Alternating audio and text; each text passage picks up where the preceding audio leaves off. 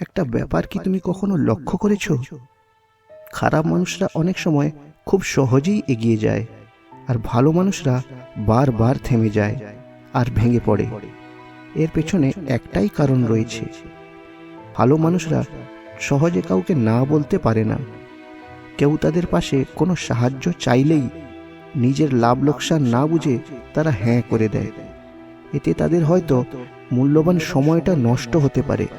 তারা আগে পিছে চিন্তা করে না, আর তারা কাজটার পরিবর্তে কিছু আশাও করে না।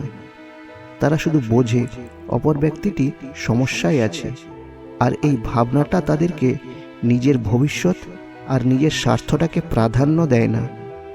তাদের জীবনটা ধীরে ধীরে অসফলতার চরাবালিতে হারিয়ে যেতে থাকে। ফলে তাদের জীবনযাত্রা আরও কঠিন হয়ে ওঠে। একসময় তারা ভাবতে শুরু করে, ভালো হওয়াটাই কি আমার ভুল? কিন্তু এর মধ্যাকার আসল সত্যটা কি জানো? ভালো মানুষদের জীবন সত্যিই খুব কঠিন হয়, কারণ তারা শর্টকাট জানে না। তারা অন্যকে কষ্ট দিয়ে নিজের সুবিধা খোঁজে না। তারা জানে প্রতিটা জিনিসকে জোরপূর্বক জেতা যায়, কিন্তু সেই পাওয়ায় মানসিক শান্তি থাকে না। ভালো মানুষরা দেরিতে প্রতিবাদ করে, কিন্তু নিজের বিবেকের সীমাটাকে ভাঙে না।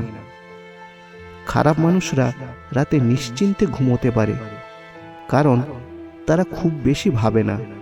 আর ভালো মানুষরা জেগে থাকে, কারণ তারা নিজের কাজ আর নিজের কথার দায় নেয়। আর এই দায় নেওয়াটাই তাদের জীবনকে আরও বেশি কঠিন করে তোলে। তবে একটা কথা মনে রাখবে, এই ভাবনাটাই তাদের চরিত্রকে অন্যের থেকে আলাদা করে। তুমি যদি আজ ক্লান্ত হও, তার মানে এই নয় যে তুমি দুর্বল। তার মানে তুমি এখনো সৎ থাকতে চেয়েছো, আর এই সৎ থাকাটা এত সহজ নয়। এই পৃথিবীতে সবচেয়ে দামি জিনিসগুলো সেইগুলো যেগুলো সহজে পাওয়া যায় না। তবে তুমি হতাশ হয়ো না আর ভেঙে পড়ো না। এই চ্যানেলটা তাদেরই জন্য যারা চুপচাপ লড়াই করে। ভিডিওটা সেভ করে রাখো। যদি কোনো দিন মনে হয় তোমার ভালো হওয়াটাই বৃথা, সেদিন এই ভিডিওটা তোমাকে মনে করিয়ে দেবে তোমার মূল্যটা আসলে কী।